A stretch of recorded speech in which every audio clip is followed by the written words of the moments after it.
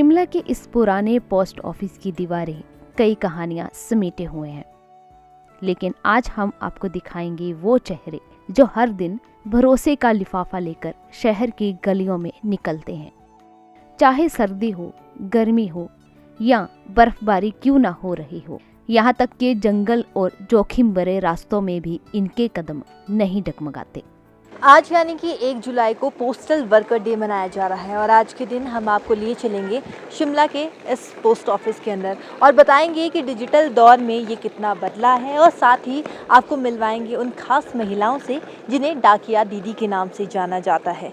चाहे तेज़ गर्मी हो, सर्दी हो, बारिश हो रही हो या फिर बर्फ़बारी हो रही हो, वो बखूबी अपनी ड्यूटी निभाती है और रोज़ इसी ऑफिस से अपना बैग उठाकर जाती है और चिट्ठी लोगों तक पहुंचाती है। तो चलिए पोस्टल वर्कर डे वाले दिन उन खास महिलाओं से आपको रूबरू करवाते हैं। ये कोई आम दफ्तर नहीं, बल्कि यहाँ हर पैकेट के साथ जुड़ा होता है किसी की उम्मीद, पेंशन, नौकरी का लेटर या बेटी की चिट्ठी। और इन्हें पहुंचाने वाले हैं वो लोग जो सुर्खियों से दूर रहकर भी सबसे नजदीक है। चलिए अब आपको डाकिया बहनों से मिलवाते हैं। नेहा और हेमलता शिमला की वो महिलाएं जो पिछले कई सालों से डाक बांटने की इस चुनौती को मुस्कुराकर निभा रही हैं। एक दौर था जब लोग कहते थे लड़की डाक बांटेंगी, लेकिन अब वही लोग नमस्ते करते हैं, सलाम करते हैं। एक समय था जब चिट्ठियाँ अल्फाज नहीं बल्कि उम्मीद हुआ करती थी। तो डिजिटल दौर में ये कितना बदला है वो भी आपको बताएंगे, लेकिन अभी आपको डाकिया दीदी से मिलाएंगे, डाकिया बहन से मिलाएंगे, जिन्हें लोग शायद इसी नाम से जानते होंगे। पोस्टमैन के बारे में तो शायद आप सभी ने सुना होगा, लेकिन पोस्ट वुमेन के बारे में बहुत कम लोग जानते होंगे। तो हम इनसे बातचीत करेंगे पोस्टल वर्कर डे वाले दिन। सबसे पहले ईटीवी भारत में आपका स्वागत है। Thank you ma'am. क्या नाम है आपका? नेहा। कितना समय हो गया आपको इस फील्ड में? मैम 9 साल लगभग। तो 9 सालों से आप डाकिया दीदी बने हो लोगों के। तो अगर पहली बार की अगर बात की जाए तो पहली बार कैसा एक्सपीरियंस आपका रहा था जब आपको पता लगा था पहली बार मुझे ये काम करना है? थोड़ा उसके बारे में बताइए। एक्चुअली मैम जब शुरू में हमने शुरू किया था तो हमें इतनी जानकारी नहीं थी क्या काम है, कैसे काम है।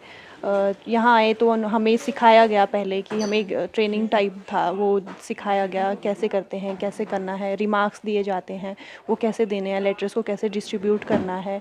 मतलब पूरी एक बीट होती है हमारी जिसे बोलते हैं, एरिया जो डिवाइड किया जाता है उसको दिया जाता है, वो कैसे आपने वहाँ जाके मतलब लोगों को एक सीक्वेंस में एडजस्ट करके लेटर्स को उसको आगे डिस्ट्रीब्यूट करना है। तो अगर मुश्किलों की बात करें, क्योंकि शायद आपको भी पोस्टमैन के बारे में ही पता होगा, आपको भी नहीं पता होगा कि ये फ़ील्ड महिलाओं के लिए भी है। तो मुश्किल इस फील्ड में आपको क्या कुछ आई 9 सालों में? मुश्किल तो ऐसा था मैम, जब मेरी पहली ज्वाइनिंग हुई थी तो वो थी भराड़ी एरिया में, जो गांव का एरिया है।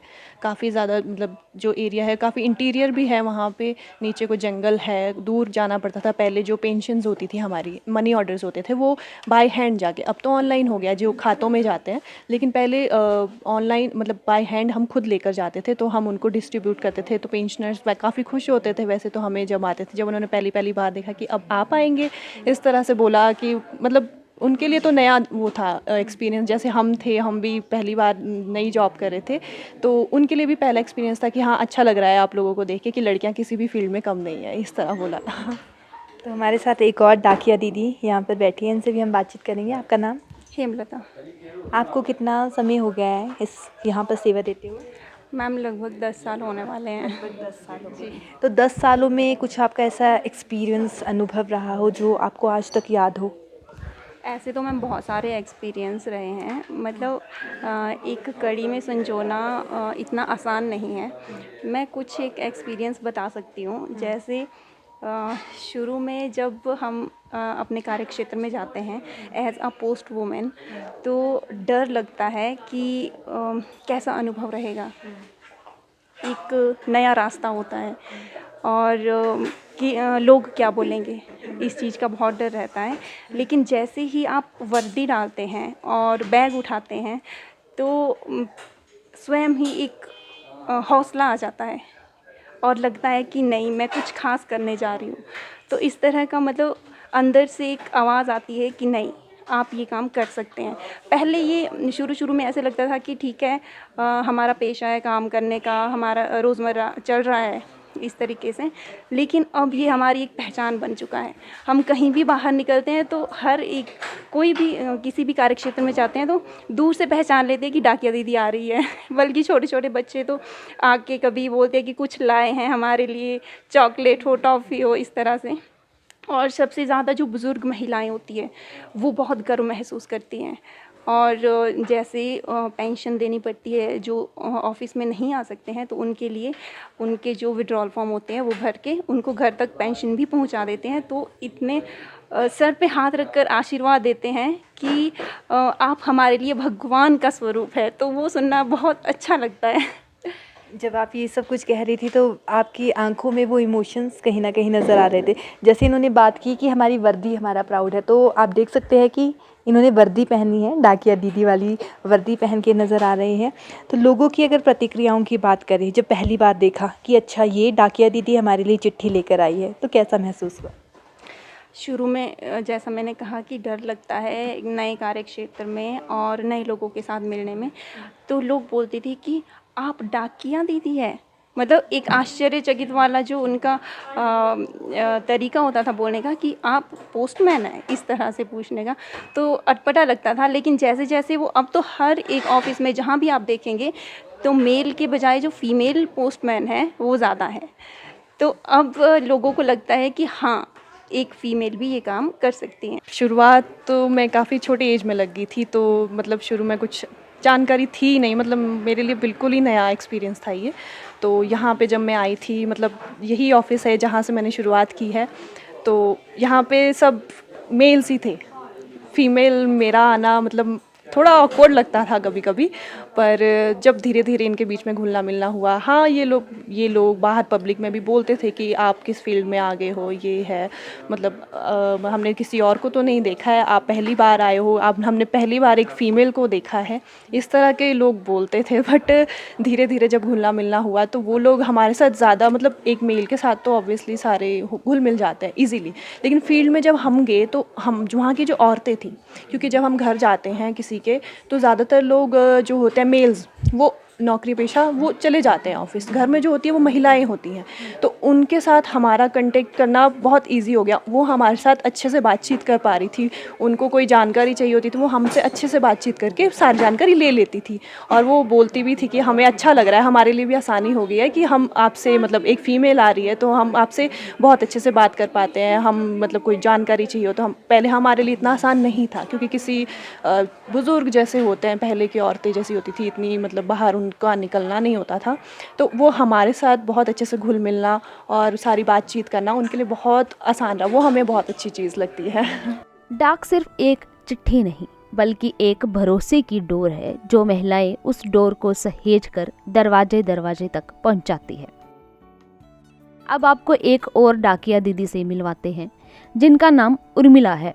अब ये शिमला में आधार सेवा काउंटर संभाल रही है, लेकिन कुछ साल पहले तक वह ठियोग के ग्रामीण इलाकों में फील्ड का काम करती थी। 14 मई 2014 में धर्मपुर मधान, जो कि ठियोग के अंडर आता है, एक बीओ है, वहाँ पे सेवाएं दे रही थी एज ए GDS MC, जो कि ग्रामीण डाक सेवक मेल कैरियर के रूप में दे रही थी। और वहाँ पे मैंने एज ए BPM और GDS MC का दोनों ही काम किया है। तो मैं वहाँ पे फील्ड वर्क रहता था, मेरा लगभग 8 किलोमीटर का दायरा था आने जाने का। तो रास्ते में 4-5 किलोमीटर सड़क से जाना होता था और 3-4 किलोमीटर में एक नदी नाला था, उधर से क्रॉस करना होता था, और साथ में जंगल भी था। तो वहाँ पे बरसात में आजकल तो आपको पता है कि कितना फ्लड वगैरह चल रहा है, तो वो भी दिक्कतें फेस की है। और रास्ते में जंगल, वहाँ पे कीड़े मकोड़ों का डर और बहुत सारी परेशानियाँ, जैसे कि धूप में गर्मी और बहुत सारी चीज़ें ऐसे फेस की है गांव में। बीच में क्याटू पोस्ट ऑफिस आता था, वहाँ की डाक लेके मैं तातल पहुँचती थी। तातल एक स्टेज है जहाँ से डाक एक्सचेंज होती थी, तो मैं वहाँ जाती थी। तो रास्ते में क्याटू से लगभग 4 किलोमीटर के दायरे में एक नदी पड़ती है, और उस नदी से हम जिग जैग रास्ता था, उससे क्रॉस होके निकलते थे। तो गर्मियों का टाइम था और मैं अपने रास्ते से निकल रही थी और मैंने देखा कि बिल्कुल मेरे नाक के आगे से ऐसे स्लिप करके सांप चला गया, वो उसकी झाड़ियों में लटका हुआ था और ऐसे एकदम नदी के लिए क्रॉस होके गया। तो वो भी चीज़ें फेस की है मैम। और एक बार ऐसा हुआ था कि उसी रास्ते में जंगल है, आगे ऊपर चढ़ने की चढ़ाई है, तो उस रास्ते में एक मुझे अननोन कोई इंसान था, मुझे नहीं पता वो कौन था, बट वो मेरा पीछा लगभग तीन किलोमीटर से कर रहा था। तो मैं उससे छुपती छुपाती भाग रही थी और थोड़ी चढ़ाई भी थी, तो भागना थोड़ा मुश्किल भी था। तो मैं उनको पीछा, फिर एक रास्ते में जब मैं टॉप में गई, एक घर आया, फिर मैंने एक आंटी को आवाज़ मारी कि आंटी जी आप कहाँ हो, बाहर निकलिए। फिर उसको लगा कि शायद अब वो आंटी बेचारे बाहर आए गेट खोल के, फिर वो इंसान भागा। तो मैम ये चीज़ें लड़कियों को बहुत फेस करनी पड़ती है, एज मतलब जो फील्ड वर्क में वुमेंस जाती है, उनको ये चीज़ें आज के डेट में हर जगह फेस करनी पड़ रही है। इनकी कहानी सिर्फ साहस नहीं बल्कि उस सामाजिक बदलाव की भी कहानी है जहां महिलाएं अब सीमाओं को पार कर रही है।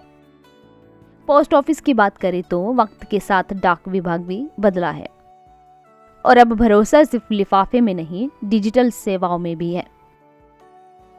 अब यहाँ सिर्फ खत नहीं पहुंचाते, आधार अपडेट से लेकर बैंकिंग, बीमा, जीवन प्रमाण पत्र, सब कुछ यही हो रहा है। डाक विभाग की कार्य प्रणाली है, उसका जो कार्य है बहुत विस्तृत रूप से बढ़ चुका है। पहले लोगों के मन में यह छवि होती थी कि डाक आने का मतलब चिट्ठियाँ, लेकिन अब जो लोग हैं, हम लोगों को बहुत सारी वित्तीय सेवाएं दे रहे हैं, आर्थिक सेवाएं दे रहे हैं, जैसे सेविंग है, आरडी है, टीडी है और डिजिटल सेवाएं हैं और आधार से रिलेटेड सेवाएं हैं, मनी ऑर्डर की सेवाएं हैं, पार्सल की सेवाएं हैं। तो ये आधुनिक समय को देखते हुए जो है हर प्रकार की सुविधाएं अब एक ही छत के नीचे जो है लोगों को हम दे रहे हैं। और मैं आपके चैनल के माध्यम से भी बताना चाहूँगा, जो एक मूल रूप है कि अगर आप बैंक में कोई खाता बचत का खोलते हो या सेविंग का खाता खोलते हो, तो उसी शाखा की दूसरी जो शाखा होती है उसी बैंक की, उसमें आपको विड्रॉल थ्रू चेक मिलती है, आप डायरेक्ट वहाँ से विड्रॉल नहीं कर सकते। जबकि पोस्ट ऑफिस में आपका खाता अगर कहीं भी खुला हुआ है तो पूरे भारतवर्ष में आप 50,000 तक जो है विड्रॉल ले सकते हो। तो ये भी एक जो है आधुनिक समय की मांग को देखते हुए ये हमारी एक बहुत बड़ी पहल है। छोटे छोटे सवाल है, लोगों के मन में संशय है कि क्या पोस्ट ऑफिस डिजिटल युग में, अब पोस्ट ऑफिस में यूपीआई पेमेंट भी होती है या फिर एटीएम भी बनाए जाते हैं, ये कुछ एक सवाल है, तो क्या कहना चाहिए? हाँ जी, भारतीय डाक विभाग की एक शाखा है इंडियन पोस्टल पेमेंट बैंक, जो कि लगभग 2018 से काम कर रहा है। उसी के अंतर्गत जो है वो यूपीआई से भी पेमेंट की जा सकती है, गूगल पे से भी पेमेंट की जा सकती है। आपने आरडी में पैसे जमा करने हैं या किसी इंश्योरेंस में पैसे जमा करने हैं, पीएलआई इंश्योरेंस हमारे पास है, तो उसमें आप यूपीआई और गूगल पे के माध्यम से उसमें पैसे जमा कर सकते हैं। और अगर बात की जाए चिट्ठियों की, तो अब कितनी चिट्ठियाँ आती है, पार्सल आते, किस तरह की स्पीड पोस्ट यहाँ पर होती है? चिट्ठियाँ अभी भी आती है और सरकारी चिट्ठियाँ बहुत बहुलकता में आती है और अमेज़ॉन से भी आते हैं, फ्लिपकार्ट से भी आते हैं और सरकारी चिट्ठियों का प्रचलन थोड़ा ज़्यादा रहता है। और सबसे बड़ी बात यह है कि चिट्ठियों के साथ साथ जैसे प्रतिस्पर्धा का ज़माना है, तो लोगों को विभिन्न प्रकार की सुविधाएं चाहिए, इंश्योरेंस सेक्टर की सुविधाएं चाहिए, तो वो सुविधाएं भी हम जो लोगों को दे रहे हैं। और हमारे पास डेली रूटीन में अगर मैं अपने कार्यालयों की बात करूं तो 700 से 800 तक की चिट्ठियां अभी भी जो है कार्यालयों में आती रहती हैं। आज पोस्ट ऑफिस गांव में वो सुविधाएं दे रहा है जो कभी शहरों तक सीमित थी, और इसके पीछे हैं ऐसे कर्मी जो हर दिन इसे संभव बनाते हैं। Senior post master Manohar Lal कहते हैं कि महिलाएं डाक कर्मचारी आज विभाग की पहचान बन चुकी हैं। हमारी महिला कर्मी सिर्फ खत नहीं बांटती, वो पूरे समाज को जोड़ती है। जहां महिलाएं फील्ड में जाती है वहां भरोसा अपने आप बन जाता है। पोस्टल डिपार्टमेंट में महिलाओं की सहभागिता है, तो उसमें हमारे जो महिला स्टाफ है वो हर पोस्ट पे कार्य करती है। जैसे चाहे वो एमटीएस कैडर में हो, पोस्टमैन कैडर पे हो, पोस्टल असिस्टेंट के कैडर पे हो, हर जो पद के ऊपर महिलाएं बहुत अच्छा कार्य करती है और अपनी ड्यूटी का वहन बहुत ही सत्यनिष्ठा और ईमानदारी पुरुषों के बराबर कंधा से कंधा मिला करके करती है। हमारी जो महिला बहनें हैं, कर्मचारी है, वो मैक्सिमम कार्य डिलीवरी का करती है। और महिला जो कर्मचारी है गांव-गांव जा कर के हर दूर दराज के क्षेत्रों में जाकर के लोगों के घर घर तक डाक पार्सल सेवाएं जो है वो देती है।